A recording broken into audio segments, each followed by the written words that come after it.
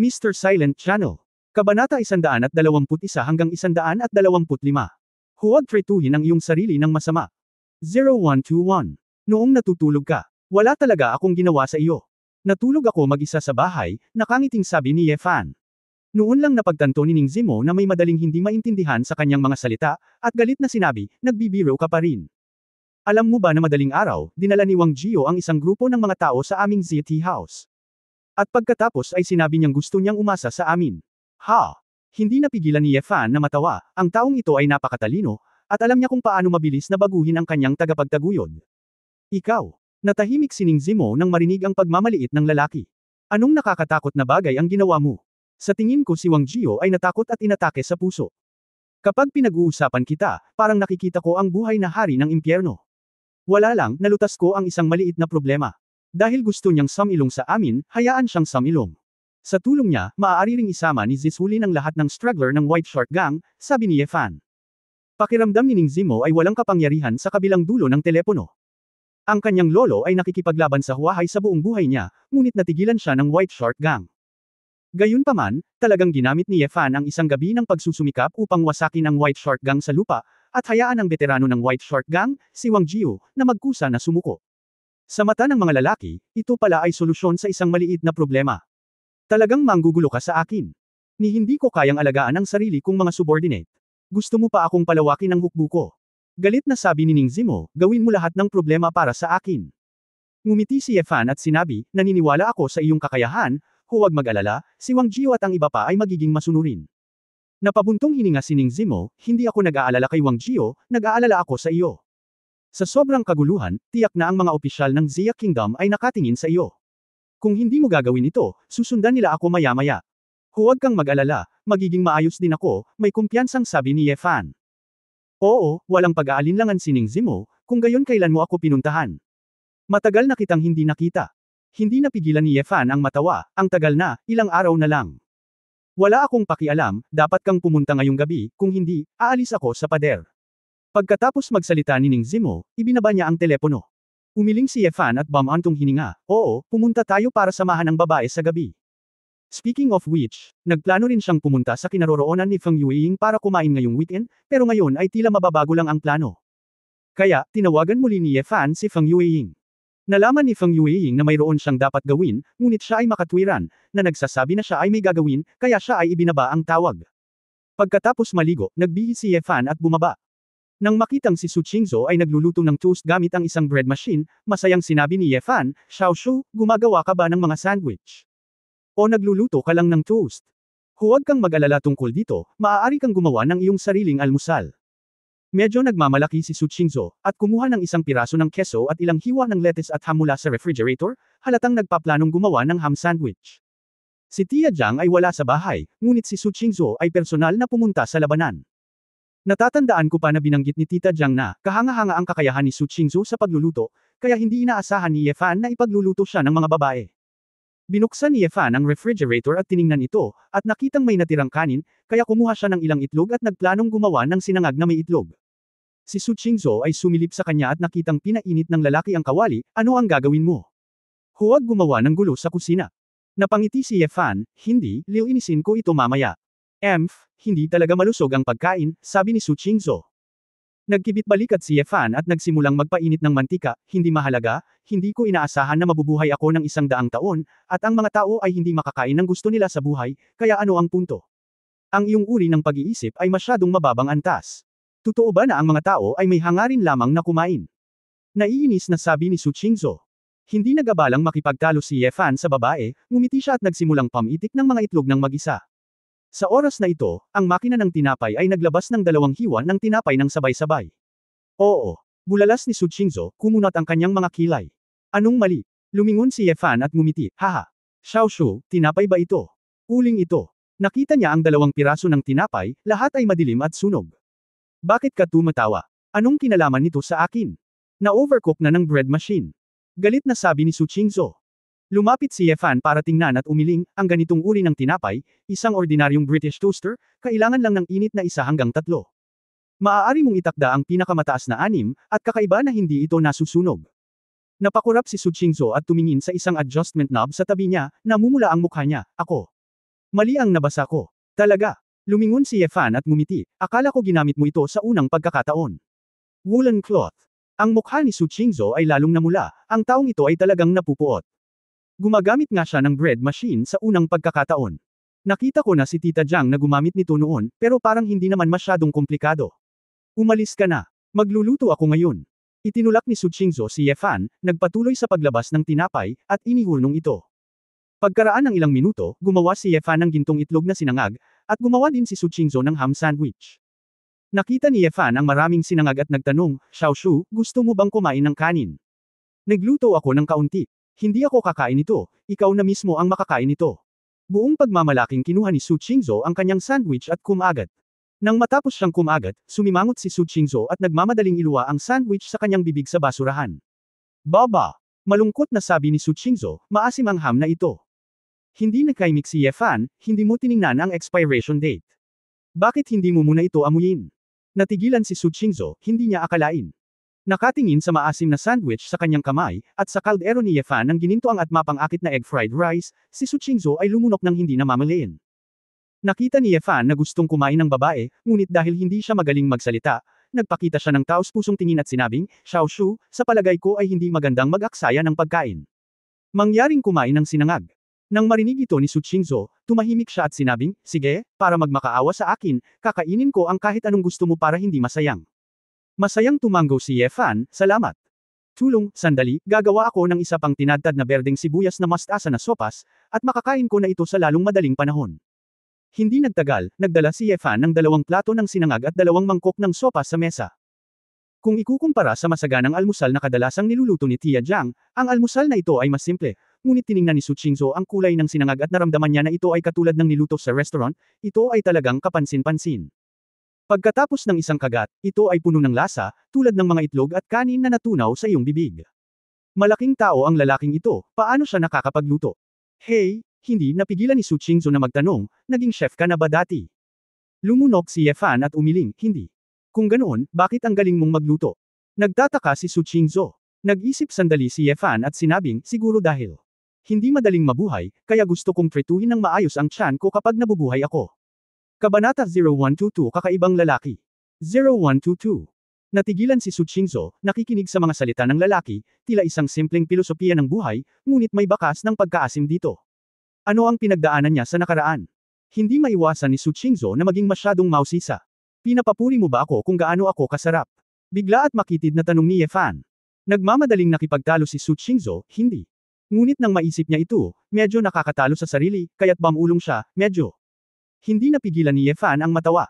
Kapag hindi siya nagtatrabaho, ang iceberg beauty ay hindi gaanong malamig, at kahit na medyo tulala.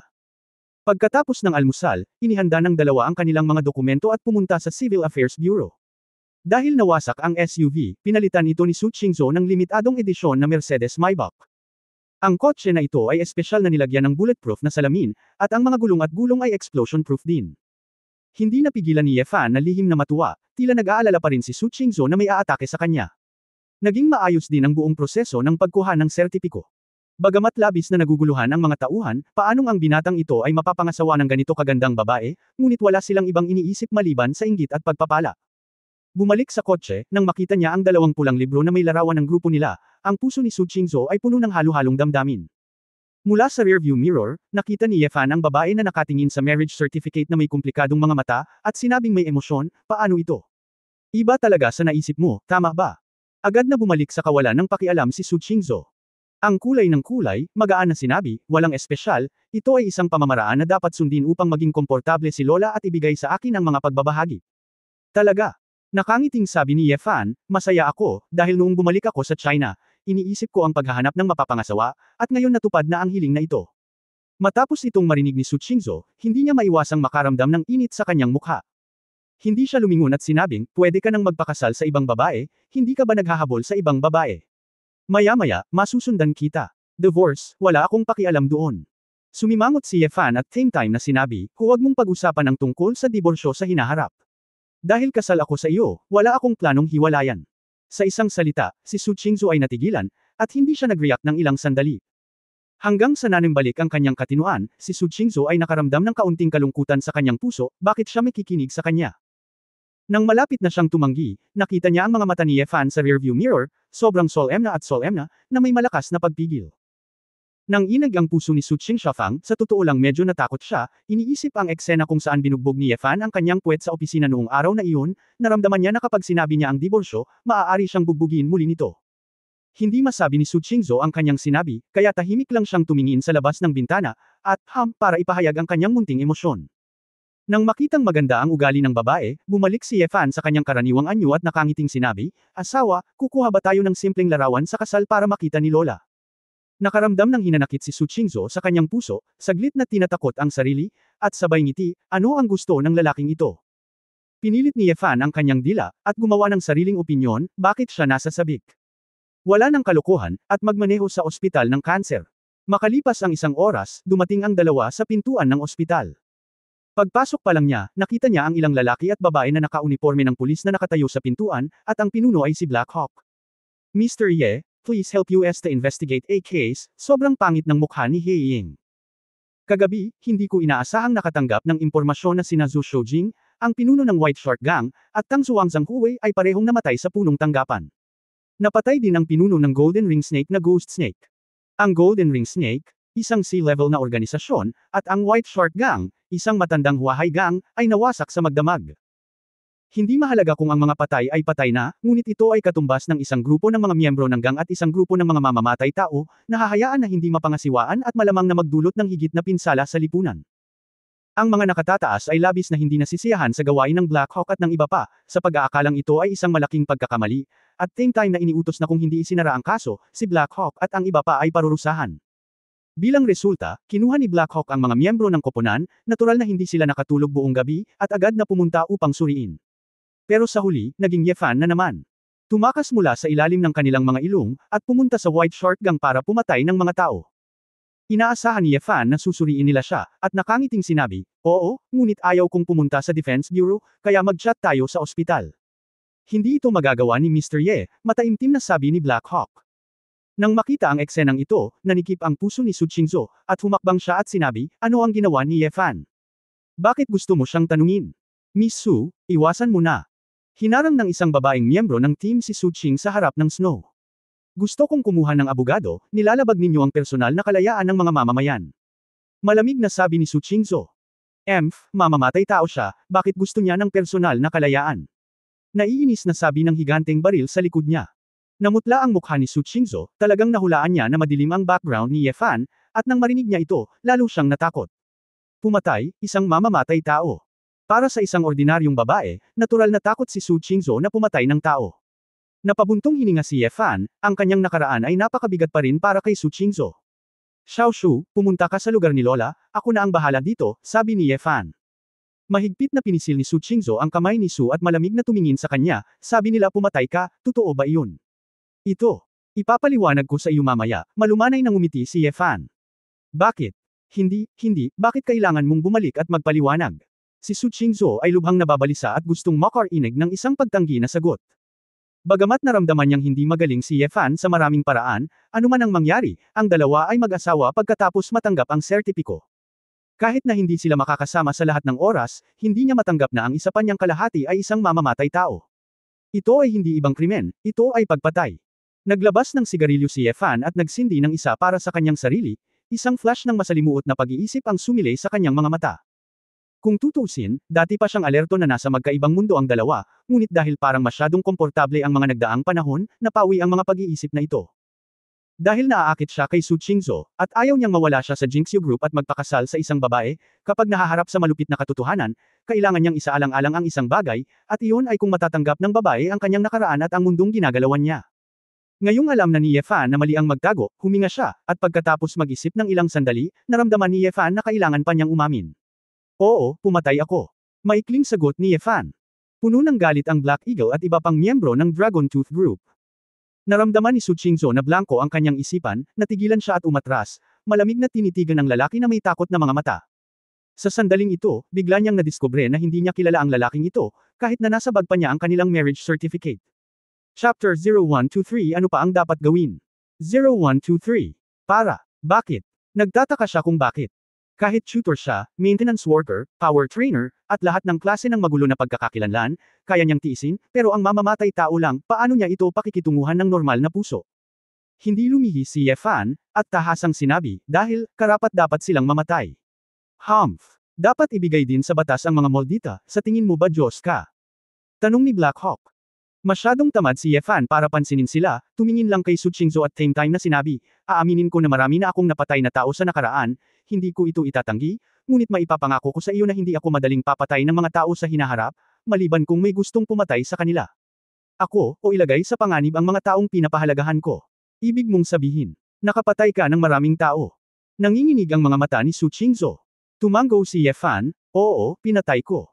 Kaya pala, tumanggi kang sabihin sa akin, ano ang ginawa mo noon? Tanong muli ni Su Qingzhou.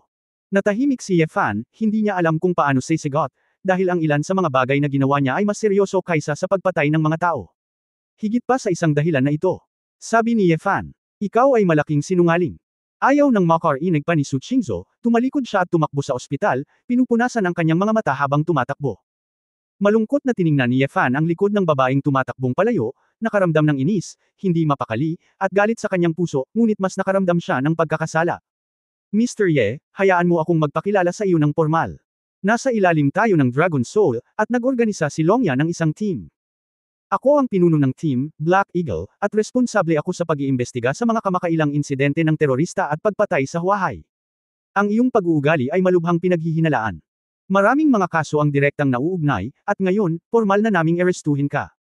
Sabi ni He Ying, sabay wave ng kanyang kamay, dalawang miyembro ng team, sina Kang Lang at Ju Pao, ang lumapit kay Yefan. Gusto mo talaga akong arestuhin? Ang mukha ni Yefan ay hindi maganda, at ang backlog ng mga emosyon sa kanyang puso ay nagtulak sa kanya na magbulalas. Sinabi ni Kang Lang, bakit, gusto mo pa bang lumaban? Ito ang Xia Kingdom, alam mo ba ang halaga ng paglaban sa atin? Ang presyo. Gusto ko talagang makita kung ano ang magiging presyo. May mapaglarong tingin sa gilid ng kanyang bibig. Kang Lang, pabayaan mo siya, pusasan mo siya. Sabi ni Xiaobai sa gilid. Walang sinabi si Kang Lang, kinuha ang mga pusos, at lumapit upang pinusesan ang mga kamay ni Yefan. Inabot ni Kang Lang at hinawakan ang pulso ni Yefan. Sa sandaling siya ay hahampasin, nakita niya ang isang bulaklak sa kanyang harapan, at ang kamay ni Yefan ay hindi makita sa ilang kadahilanan. Pagkatapos ay nagkaroon lamang ng dalawang pagklik, at isang pares ng pusos ang inilagay sa kamay ni Kang Lang. Ito, bakas sa mukha ni Kang Lang ang takot, at talagang pinusesan niya ang sarili. Nagbuga ng usok si Yefan sa mukha ni Kang Lang, sabi ko. Ang Panginoon ng Longya, hinuhuli mo ba ako o inaaresto mo ang iyong sarili? Niloloko ba kita? Nakita ng higanteng baril sa gilid ang kanyang kapatid na iniinsulto, itinaas niya ito at sinipa si Yefan. Ngunit si Yefan ay humakbang pasulong, at pagkatapos ay pinatakbo ang lobo sa tabi niya gamit ang kanyang balikat. Sumandal ang asul na lobo, at sinipa lang ng higanteng kanyan. Asul na lobo. Tiningnan ni Jukanen ang kanyang kapareha na sinipa sa lupa mag-isa, at napabulalas, bakit mo ako hiniharangan? Hindi niya ba nakitang tinulak niya ako? Labis na inis si Kang Lang. Nang makita ang eksenang ito, namula ang mukha ni He Ying sa galit, Liu Shu, tulungan mo si Kang Lang na tanggalin ang mga pusos, Xiaoyu, Xiaobai, at Changfeng, sabay tayo. Oo. Isang grupo ng mga miyembro ng Longya team ang lumipat patungo kay Yefan at sumalakay. Pagsuntok at pagsipa, bawat galaw ay mabangis, mabilis at tumpak. Nakakalungkot na ang pag-atake ng mga taong ito ay hindi talaga maaaring magdulot ng anumang gulo kay Yefan. May sigarilyo sa kanyang bibig, si Yefan ay gumagalaw ng pabalik-balik, sa bawat oras na umiiwas ng ilang sentimetro bago sila matamaan. Ang isang grupo ng mga tao mula sa koponan ng Longya ay naglaro ng 12-dosenang round, ngunit hindi man lang nila ginalaw ang sulok ng damit ni Yefan, at sa bawat oras na ito ay 1.5 segundo lang, kaya natural na sila ay labis na naiinis. Ano ba? Huwag mong takasan ang apelyido Ye. Lalaki ka ba? Sigaw ni Xiaobai. Ngumisi si Yefan, kung lalaki ako, kailangan mong tanungin ang babae ko. Huwag mo siyang pansinin, mag-double team tayo at tingnan natin kung paano siya nagtatago. Sigaw ng higanteng baril, isang diretsyong suntok ang umatake mula sa harapan. Matapos itaas ni Yefan ang kanyang kamay para harangin ang kamao ng higanteng kanyan, ibinaba niya ang kanyang mga balikat at itinapon pabalik ang malaking lalaki. Si Changfeng, na umahan mula sa likuran, ay bumangga sa higanteng kanyan, at ang dalawa ay direktang bumagsak sa lupa sa pamamagitan ng puwersang ito. Sina Xiaoyu at Xiaobai ay umatake mula sa kaliwa at kanan, at bawat isa ay nagpakita ng isang military grabong technique para kontrolin ang dalawang kamay ni Yefan. Nakatayo rin doon si Yefan, hinayaan ang dalawa na yakapin ang kanyang mga braso at yumuko ang kanyang mga braso. Gayunpaman, nang kontrolin ng pangalawang miyembro ng koponan nina Xiaoyu at Xiaobai ang braso ni Ye Fan, napagtanto nila na kahit sinubukan nilang sipsipin ang gatas, hindi nila mabaluktot ang braso ni Ye Fan sa kalahati. Ang mga kamay ni Ye Fan ay parang cast steel, at sa kanilang lakas, hindi nila ito matinag. Ikaw, kaya mo ba? Iniluwa ni Ye Fan ang upos ng kanyang sigarilyo. Halos tapos na siya sa sigarilyong ito. Isang grupo ng mga tao mula sa Dragon Tooth Group ang naghahabol ng hininga, at sa puso ng lahat, iisang boses ang tumunog, ang taong ito ay isang halimaw. Kinaikit ng Black Eagle ang kanyang mga mata, mukhang nagpractice si Mr. Ye ng horizontal hard qigong tulad ng mga gintong kampana at kamisete na bakal, kaya ang kanyang katawan ay hindi masisira. Ang matigas mong qigong ay dumadampi sa aking panloob na lakas. Bounce your legs, I wonder kung kaya mo pa bang suportahan. Sinabi ni He Ying, na nakatuon sa kanyang enerhiya, na inihayag ang kanyang tunay na lakas bilang isang nakuhang martial artist. Sumugod siya sa harap ni Ye Fan ng may suntok, at tumalikod ng may paikot-ikot na sipa. Bago dumating ang mga paa, tinatangay na ng malakas na hangin ang mga mukha ng mga kalapit na manlalaro ng Dragon Tooth. Sa unang koponan ng Longya, tanging ang Black Eagle at Kang lang ang nakabuo ng mga panloob na kasanayan, at ang kanilang lakas ay upang patatagin ang iba pang mga miyembro ng koponan. Kung ikukumpara, ang panloob na kakayahan ng Black Eagle ay mas malalim, at ang kakayahan ni Kang lang sa pakikipaglaban ay mas mahusay. Sa sandaling ito, si Ye Fan ay nahuli nilang dalawa at tumayo. Natural, ang sipa ng itim na agila ang pinaka-nakamamatay. Bang! Ang paa ng itim na agila ay sumipa sa dibdib ni Ye Fan, gumawa ng tunog tulad ng isang battering ram na tumatama sa gate. Nag-alala ang ilang miyembro ng team. Ang sipa na ito ay totoo, ngunit maaari nitong basagin ang puso ng mga ordinaryong tao. Hindi ba't direktang sinipa nito si Ye Fan hanggang sa mamatay? Ngunit nang tingnan nila ang mga pagbabago ni Ye Fan, nalaman nilang hindi nag-react si Ye Fan. Nakuha ang lakas ni Xiao Cheng, medyo nararamdaman ang sipa na ito, komento ni Ye Fan. Natigilan ang Black Eagle, at ang iba pang miyembro ng koponan ng Longya ay mas natulala, hindi makapagsalita. Tumingin si Ye Fan kay Xiaoyu at Xiaobai sa kaliwat kanan, ikaw. May iba ka pang galaw, gusto mo bang ipakita sa akin? Sa sobrang takot ni na Xiaoyu at Xiaobai ay napaatras sila, kinakabahang nilunok ang kanilang laway, nakaramdam ng pagkabalisa. Nakatingin kay Ye Fan. Kabanata 0124 ang solusyon sa problema. 0124. Humakbang si Ye Fan at naglakad patungo sa itim na agila, nanlamig at walang pakialam ang kanyang mga mata. Sa iyo, hindi ko pa nakuha ang aking kapital, at hindi pa ako karapat-dapat na kausapin ako. Kaya, habang wala akong planong palakihin ang mga bagay, fuck off. Naramdaman ni He Ying ang isang malakas na pamimilit, hamihip patungo sa kanya, dinurog ang kanyang buong katawan upang ang kanyang puso ay nagsimulang tumibok ng mas mabilis. Ngunit ang kanyang mukha ay pumipintig, at siya ay nagngangalit ng kanyang mga ngipin at sumalungat, ito ang Xia Kingdom, maglakas loob ka. Bang! Ang isang kamay ni Ye Fan ay biglang hamampas sa dibdib ng itim na agila, at ang katawan ng itim na agila ay parang bola ng kanyan. Lumipad palabas pareho. Bumangga si Black Hawk sa isang sementadong haligi at iniluwa ang isang subo ng dugo. Kapitan! Isang grupo ng mga miyembro ang namutla sa takot. Ang babaeng miyembro ng koponan na si Liu Shu ay tumakbo upang tingnan, at nalaman na ang itim na agila ay may 6 o 7 tadyang na bali sa kanyang dibdib. Kung ito ay medyo mabigat, malamang na natusok na ni Black Hawk ang kanyang mga baga at puso ngayon. Sinulyapan sila ni Ye Fan nang walang pakialam, inilagay ang kanyang mga kamay sa bulsa ng kanyang pantalon, at naglakad papunta sa ospital. Ayaw niyang mag-aksaya ng oras sa pakikipaglaro sa kanila para sa ganitong level ng scoundrel. Isang grupo ng mga miyembro ng Longya Squad ang nanood kay Ye Fan na umalis na may galit at ayaw, ngunit higit pa riyan, sila ay natakot. Kailan? Dumating sila sa ward, hawak ni Su Qingzhou ang sertipiko ng kasal at ipinapakita ito kay Bi Shuqin. Walang bakas ng pag-iyak ngayon lang sa mukha ng babae, ngunit isang ngiti na parang simoy ng tagsibol sa kanyang mukha, nakikipag-usap kay Bi Shuqin. Kinailangan ni Ye Fan na hanggan ang husay ni Su Qingzhou sa pag-arte. Nang makita si Ye Fan na papasok sa pinto, si Su Qingzhou ay may masalimuot na tingin sa kanyang mga mata, at nanatili siyang tahimik. Malinaw, ayaw ni Su Qingzhou na makaramdam ng pagkabalisa si Bi Shuqin tungkol sa mga gawain ni Ye Fan. Medyo masaya si Bi Shuqin, at sinabi sa mahinang boses, Ye Fan. Good boy. Halika rito. Ngumiti din si Ye Fan, naglakad papunta sa kama, at hinayaan si Bi Shuqin na hawakan ang kanyang kamay. Lola, kung may sasabihin ka, sabihin mo lang. Sinabi ni Bi Shuqin, sa lalong madaling panahon, magkaroon ng anak kay Xiaoshu, para maging masigla ang pamilya. Lola.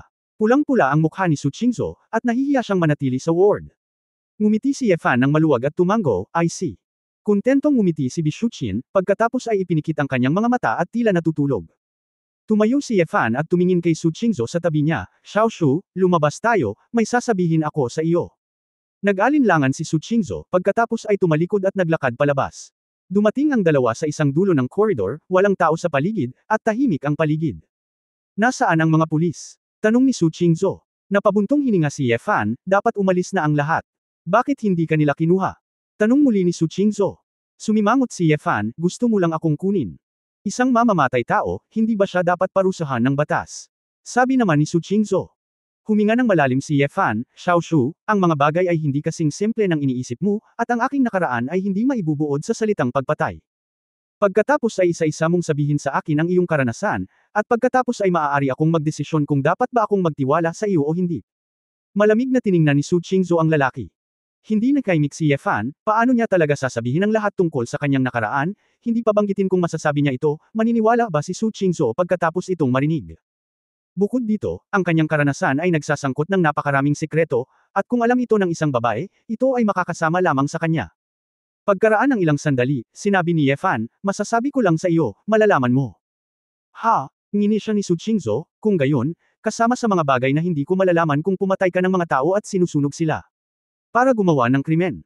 O, tama ang hula ng pulis, ikaw ang serial killer na lumitaw sa Huahay. Su Qingzhou.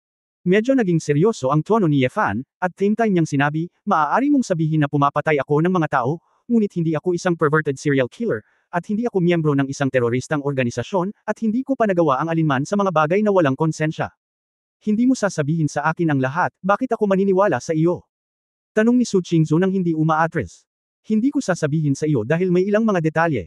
Ang mga lihim na kasangkot ay magdadala sa iyo ng panganib. Gusto kitang protektahan. Sabi ni Ye Fan. No need. Matagal na kitang hindi kilala, hindi mo ako kailangang protektahan ng ganyan. Ikaw ang asawa ko, pareho tayong kasal, paano kita papansinin? Malakas na tanong ni Ye Fan. Kinuha ni Su Qingzhou ang sertipiko ng kasal sa kanyang kamay at kinamayan ito, iyon lang. Pagkatapos ay tanungin kita. Mayroon bang isang babae sa mundo na, bago magpakasal, maging ang kanyang asawa ay pumatay ng mga tao, at pumatay ng maraming tao, hindi mo ba alam? Natahimik si Ye Fan, gusto niyang sabihing oo, malaki ang mundo, palaging may ganoong pares ng lalaki at babae, ganito. Gayunpaman, ang gayong pagtanggi ay mapatla. Isang kasal na puno ng sikreto at kasinungalingan, ito ba talaga ang inaasahan niya sa pagbalik niya sa China? Ang puso ni Ye Fan ay napakasalungat, hindi niya alam kung paano ipaliwanag ang lahat ng ito kay Su Qingzhou, dahil wala siyang paraan para ipaliwanag ito. Kung ito man ay ang organisasyong dating kinabibilangan, ilang lihim na naranasan niya, o ilang lihim na pinagkadalubhasaan niya, hindi ito madaling sabihin. Nang makitang hindi pa rin sinasadya ni Ye Fan na magsalita, hindi maitago ni Su Qingzhou ang kawalan sa kanyang mga mata. Bago ko kunin ang Jinxiu Group, hindi kita hihiwalayan, pero ayokong ipagkalat mo sa iba ang tungkol sa kasal natin. Maaari mong ipagpatuloy ang paghahanap ng babaeng gusto mo, at ganap kong kontrolin ang kumpanya sa hinaharap. Ngayon, kung gusto mong humanap ng ibang babaeng mapapangasawa, I fully support it. Su Qingzhou, ano ang ibig mong sabihin? Nabalitaan din ni Ye Fan na may mga asawang sumuporta sa kanilang asawa sa pakikipagrelasyon. Hindi mo ba naiintindihan ang ibig kong sabihin? I don't want to be your wife at all. Tsaka bumalik ka muna sa kumpanya. Gusto kong mas makasama si Lola, para hindi muna ako hintayin. Matapos sabihin ni Su Qingzhou na walang pakialam, tumalikod siya at naglakad pabalik sa ward. Gustong magalit ni Ye Fan noong una, ngunit bumangon lang ang apoy at muling namatay. Hindi malulutas ng galit ang problema. Nakatayo siya sa koridor sa kawalan, pinapagalitan ang sarili sa loob, tulala ba talaga siya, bakit naging ganito ang mga pangyayari? Dati, dalawa lang ang paraan para malutas ang problema, isa, pagpatay ng tao. Dalawa, patuloy na pumapatay. Ngunit ngayon, tila hindi niya malulutas ang hindi pagkakaunawaan at salungatan kay Su Qingzhou sa pamamagitan ng pagpatay sa sinuman. Naglabas ng isang pakete ng sigarilyo, si Ye Fan ay lumabas ng ospital na malungkot. Pagdating niya sa malapit na tindahan, bumili si Ye Fan ng isang pakete ng sigarilyo at pinalitan ito ng lighter. Matapos ang pag-iisip, pagbalik ko sa ospital ngayon, siguradong mainit na mukha ang dumidikit sa malamig na puwet. Ang init ng ulo ni Su Qingzhou ay tiyak na magpapakita ng kanyang mukha. Balik sa kumpanya, ayaw pa niyang pumasok sa trabaho. Considering that since I have to go to Ningzimo's place at night, I might as well go there sa araw, and I can spend more time with the woman, and I think my mood will be better. Sa pag-iisip nito, sumakay si Ye Fan ng taxi at dumiretso sa Zia Tea House. Kabanata 0125 Longya Second Team. 0125. Ang Huan Navy District Hospital, sa isang ward, si Black Hawk, nakagagaling lang, ay nakahiga sa kama ng ospital na mapatla ang mukha. Napapaligiran sa ward ang isang grupo ng mga miyembro tulad ni Kang Lang at Ju Pao, lahat sila ay mukhang nalulumbay. Captain, kung talikuran natin ang misyon na ito, ang lakas ng taong ito ay hindi natin kakayanin, sabi ni Kang Lang. Nakahiga si Black Hawk sa kama at bumulong, kung mas malakas si Yefan, mas mapanganib ang ibig sabihin nito, paano natin ito babalewalain? Huwag kang manatili sa akin, wala ako dito, si Jagan ang kapitan, patuloy na bantayan si Yefan. Ang isang grupo ng mga miyembro ng pangkat ng Longya ay atubiling sumang-ayon. Sa sandaling ito, isang medyo mapagmataas na boses ang pumasok. Captain Blackhawk, hindi mo na kailangang subaybayan ang Yefan na iyon. Isang matangkad at mukhang mabagsik na lalaki na nakasuot ng silver gray na sando at maong ang pumasok sa ward kasama ang isang maringal na lalaki na patag ang ulo. Kumunat ang noo ng mga miyembro ng team nang makita ang dalawa. Captain Chanshuan, Iron Bear. Paano ka nakarating sa Huahay? Tanong ni He Yingho. Ang lalaking ito, si Tian Zuan, ay ang kapitan ng pangalawang pangkat ng Longya, at si Tai Xiong ang kanyang kinatawan. Bagamat bata pa si Chanshuan, nagmula siya sa isang nangungunang pamilya sa Xia Kingdom, at ang pader ng lakas sa likod niya ay hindi talaga maihahambing sa isang ordinaryong Black Eagle na ipinanganak sa militar. Sa pangkalahatan, naipon lang ni Chanshuan ang ilang mga merito sa Longya, at maging ang mga miyembro ng kanyang pangalawang koponan ay mga elite na tinulungang ayusin ng isang sikat na pamilya, at sa loob ng ilang taon, tiyak na na-promote si Chanshuan sa Dragon Soul. Sa makatuwid, ang Blackhawks at iba pang mga miyembro ng unang koponan ay lubos na gumagalang sa kanya, ang kapitan ng pangalawang koponan. Na may pagmamalaki sa kanyang mukha, malakas na sinabi ni Chanshuan, iniutos ng Dragon Soul na si Yefan ay susubaybayan at iimbestigahan ng aming pangalawang koponan sa ngayon.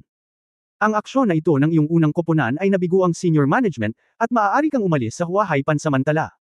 Ano? Nagulat si Blackhawk, bakit wala akong narinig na ganyan?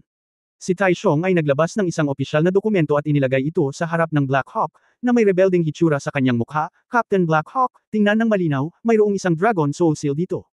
Nakita ng Black Eagle na mayroon ngang Golden Tenglong Seal sa opisyal na dokumento, kaya naniwala siyang totoo ito. Bakit biglang gusto mong umatras tayo? Bagamat hindi natin nahuli si Yefan, at least hindi natin pinalaki ang sitwasyon, di ba? Tanong ni Blackhawk. Malamig at mayabang na sinabi ni Tian Zuan, Captain Blackhawk, nagkamali ka. Ang dahilan kung bakit nagkakaproblema ang White Shark Gang at ang Huahay ay nasa kaguluhan pa rin ay hindi mo kredito. Si Yefan ang tumulong sa White Shark Gang. Si Wang Jio at ang iba ay medyo natakot. Masunurin silang sumunod kay Zishulin kaya walang away. Pero kayo, hindi nyo man lang sinubukan. Hulihin ang Yefan na iyon, at sa huli ay saktan mo ang iyong sarili.